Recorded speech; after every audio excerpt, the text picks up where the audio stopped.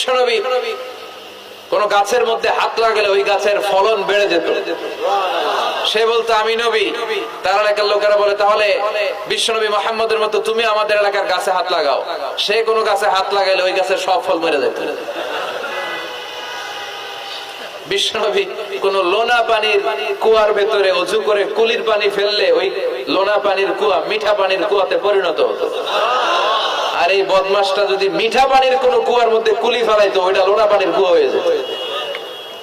বিশ্বনবী মদিনাতে আসার পরে মদিনার নিউ বর্ন বেবিদেরকে বিশ্বনবীর কাছে নিয়ে আসা হতো। বিশ্বনবী তাদেরকে তাহনিক করাতেন। তাহনিক মানে খেজুর হালকা একটু খেয়ে বিশ্বনবীর লালা লাগিয়ে বিশ্বনবীর লালা মোবারকটাই বাচ্চার ঠোঁটের মধ্যে বিশ্বনবী লাগিয়ে দিতেন। এখন বিশ্বনবী নাই, আলেমদের কাছে যাবেন, খতিব এলাকার বড় খতিব হুজুরের কাছে যাবেন, হাফেজ সাহেব হুজুরের কাছে যাবেন, হুজুর মধু খেয়ে বাচ্চার মুখে লাগাই দিবে। উনি